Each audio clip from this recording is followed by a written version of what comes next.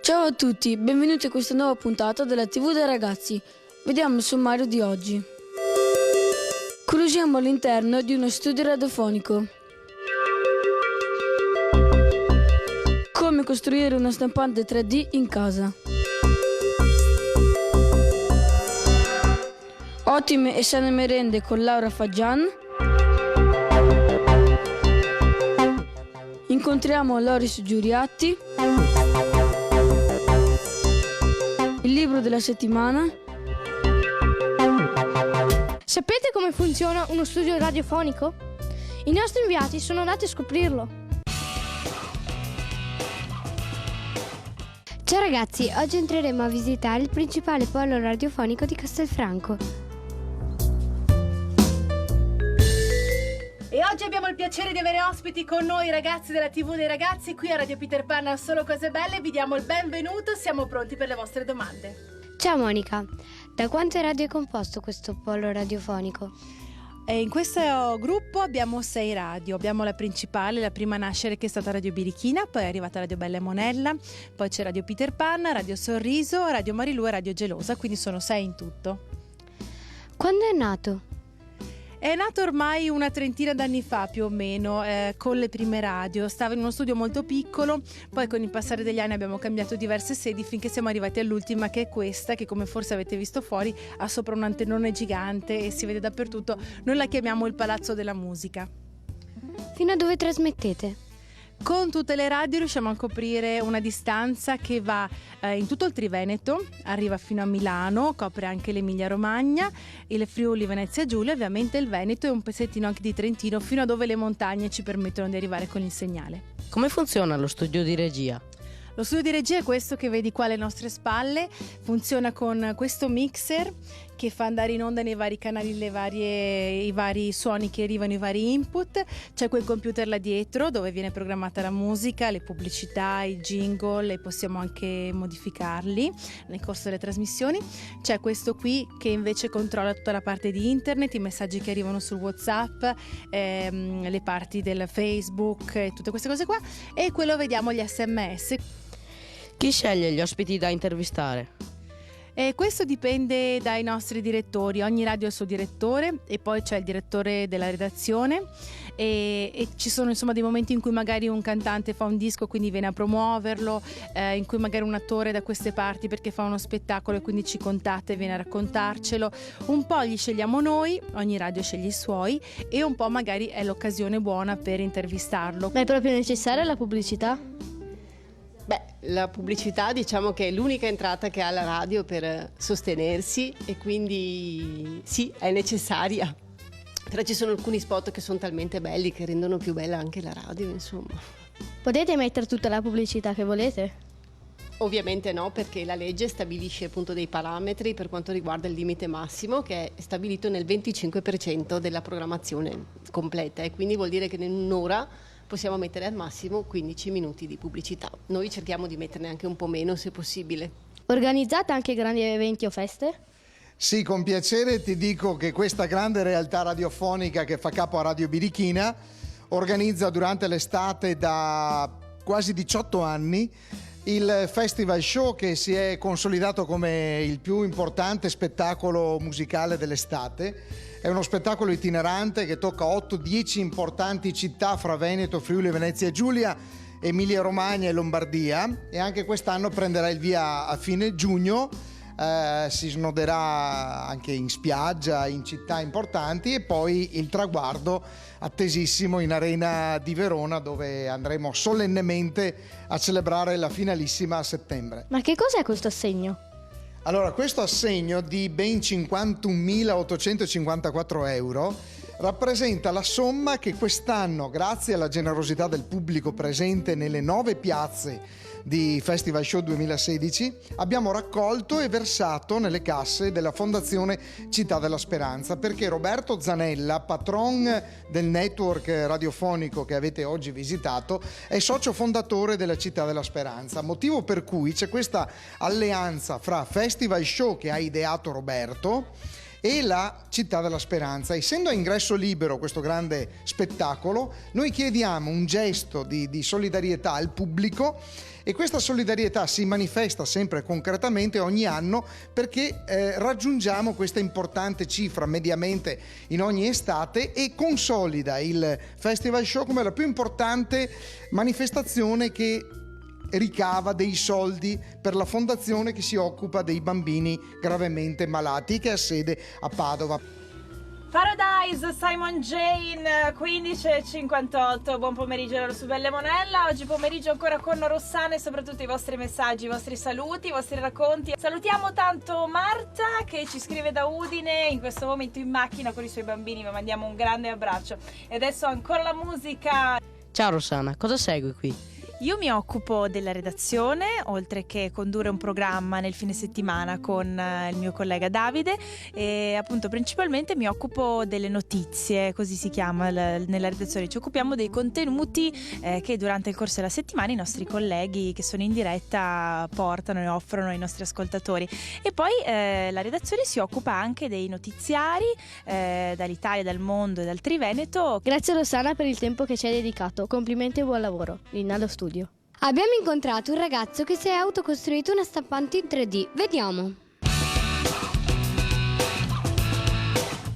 Sapete cos'è una stampante 3D e come si fa a costruirla? Noi siamo Rossella e Sara e abbiamo incontrato Cesare Cacitti, un ragazzo che qualche anno fa ha costruito a casa la sua stampante 3D. Ciao Cesare, cos'è una stampante 3D e come funziona?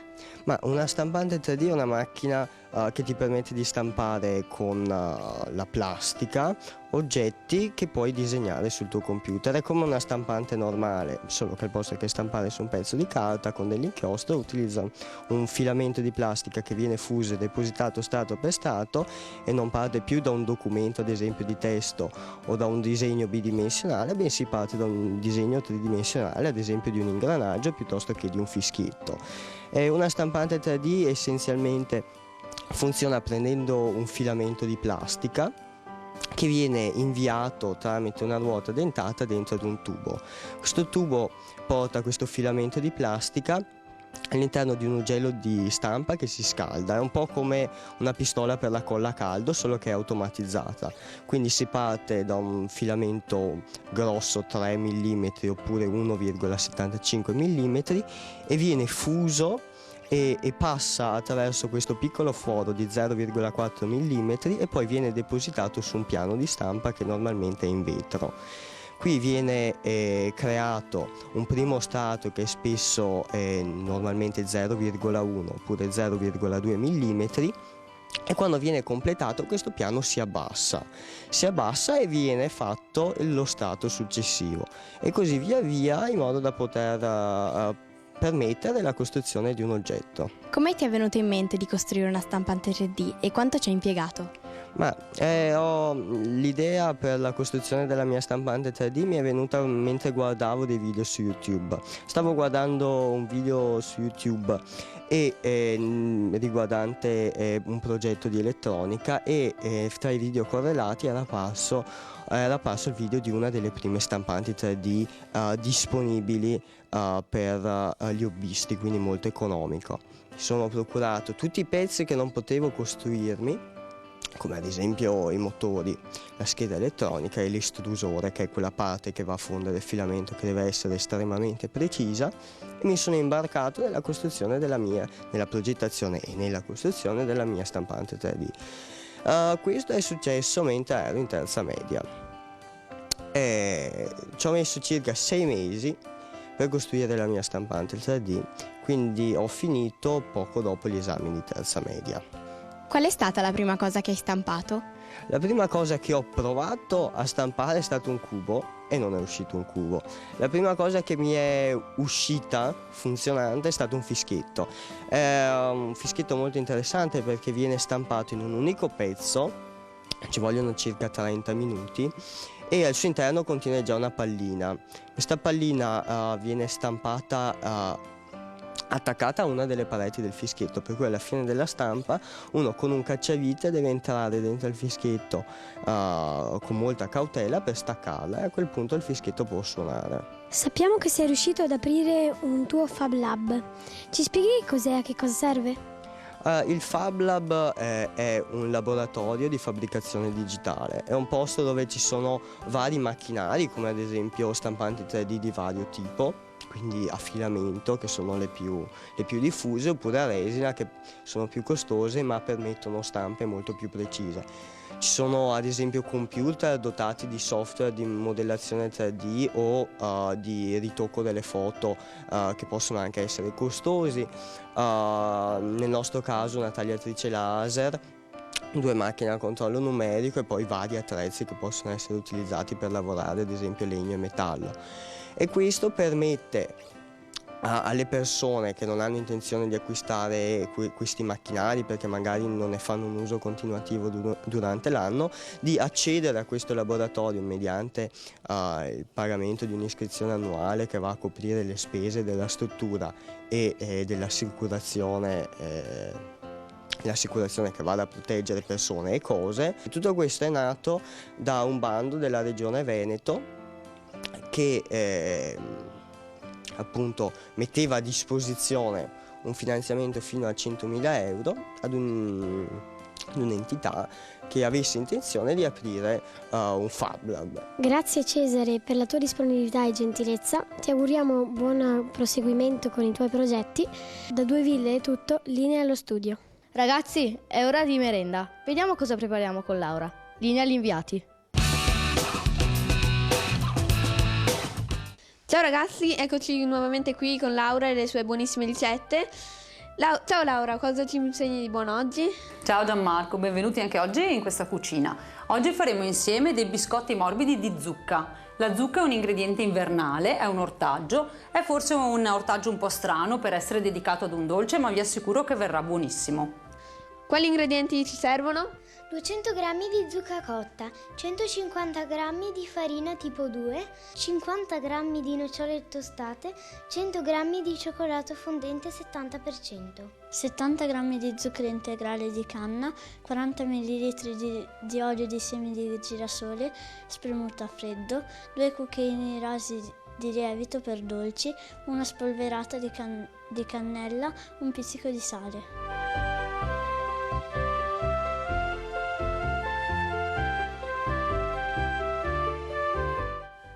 Laura, ci puoi dire qualcosa sugli ingredienti? Certo, allora abbiamo scelto intanto una farina semi-integrale macinata a pietra e biologica, perché dobbiamo andare a cercare il massimo dei nutrienti nelle merende che noi facciamo per i nostri bambini. Poi abbiamo scelto uno zucchero integrale di canna, che è uno zucchero ricco di vitamine e di minerali, per quello si chiama integrale perché è integro e viene ricavato da una linfa. E poi abbiamo scelto le nocciole che abbiamo ridotto a farina e che aggiungeremo alla zucca per dare un tocco di sapore in più, oltre che a dei grassi buoni. E come si prepara? Beh, intanto dobbiamo cominciare a cucinare la zucca. La zucca la tagliamo e poi con la buccia la mettiamo a cucinare al vapore. Dobbiamo organizzarci un po' prima e aspettare che poi la zucca si raffreddi. Quando è fredda, con un cucchiaio la tiriamo via dalla buccia e adesso vedremo insieme come fare. Allora, con un cucchiaio togliamo la polpa della zucca dalla buccia. Vedete che diventa molto facile farlo, molto di più che togliere la buccia da una zucca fresca. Ora con l'aiuto di una forchetta la riduciamo in poltiglia. Adesso Nicola aggiungerà l'olio, quindi la parte liquida, alla purea di zucca. Mescola pure. Greta, se vuoi aggiungere lo zucchero integrale di canna, sì, mettilo tutto. Per rendere più omogenea la preparazione, lo zucchero integrale l'ho frullato per renderlo uno zucchero a velo con l'aiuto di un macinino da caffè. Le stesse nocciole sono state ridotte sempre con un macinino da caffè a farina. Adesso Greta le aggiungerà al composto.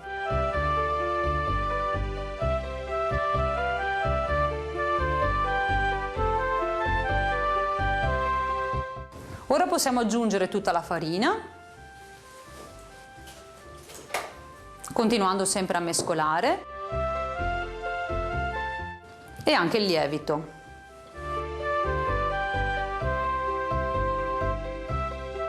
Se vediamo che l'impasto è abbastanza solido, possiamo allungarlo con un po' di succo di mela per renderlo più morbido.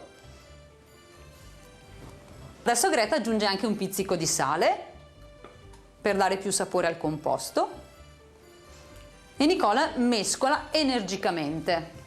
E adesso aggiungiamo il cioccolato fondente ridotto in scagliette. Ci pensi tu, Greta? Bene, mescoliamo tutto per ottenere un composto uniforme.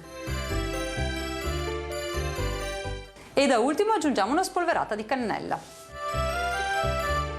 Quando il composto sarà uniforme e ben mescolato e avrà circa questa consistenza, possiamo cominciare con 2 cucchiaini a formare i biscotti. Prendiamo una teglia ricoperta di carta da forno e depositiamo dell'impasto della grandezza di circa una noce.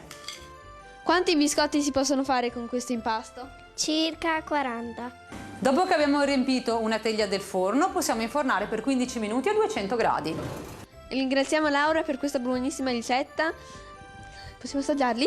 Certo, grazie a voi di essere venuti qui.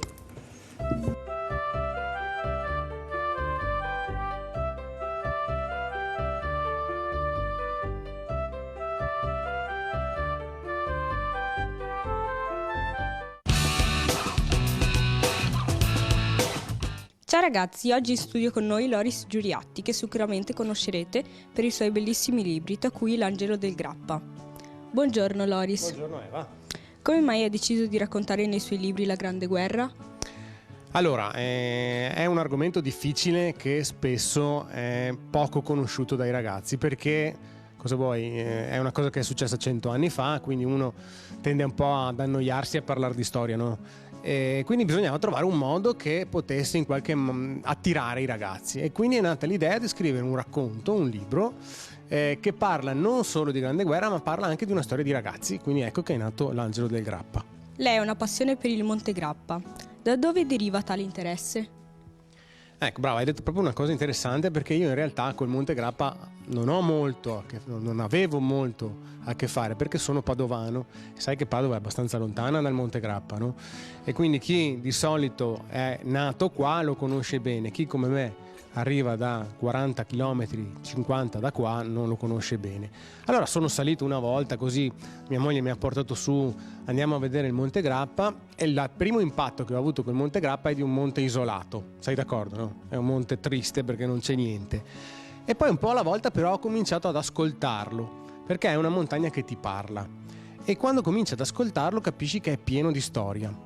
E proprio quando capisci che è pieno di storia, cominci a cercare di capire che storia c'è. E da là è nata una passione vera e propria, che non si limita ai libri, ma anche proprio al vivere il Monte Grappa, quindi anche a camminarci sul Monte Grappa, a passarci un po' di tempo. I personaggi raccontati nei suoi libri sono reali?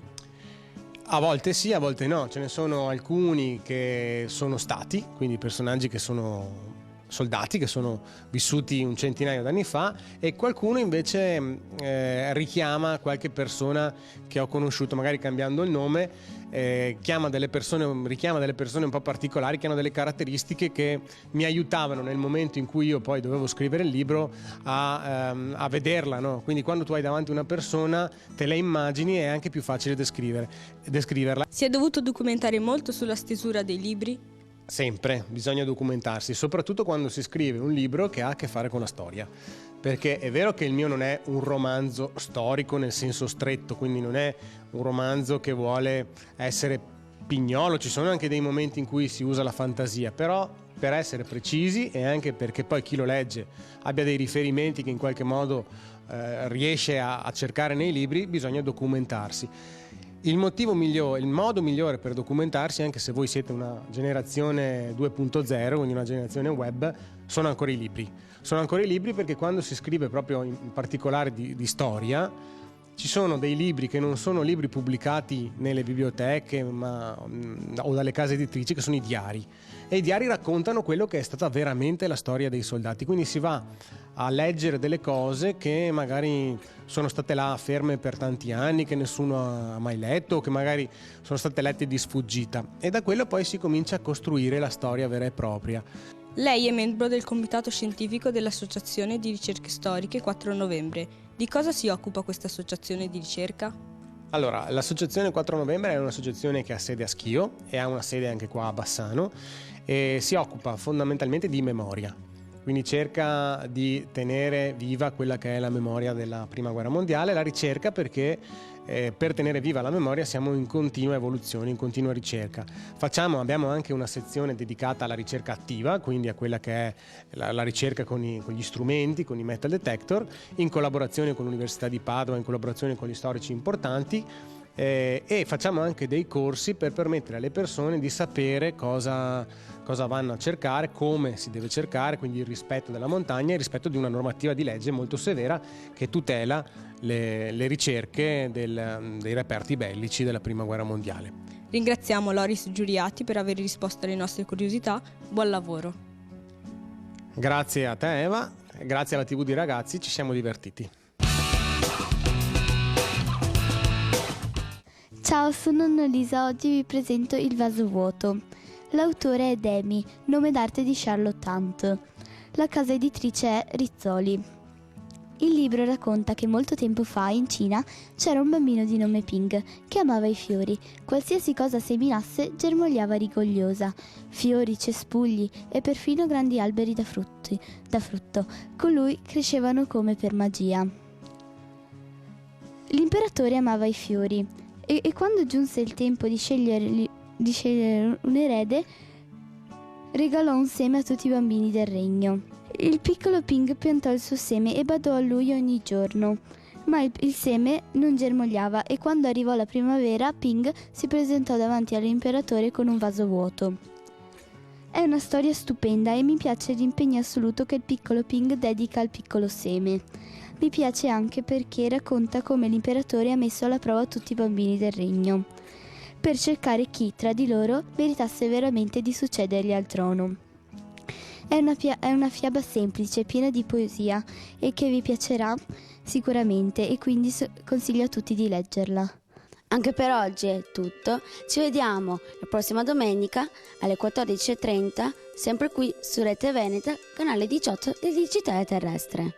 Se volete rivedere le puntate, basta andare sul sito di Rete Veneta. Se avete curiosità, basta scriverci sulle mail che vedete. Seguiteci anche su Facebook.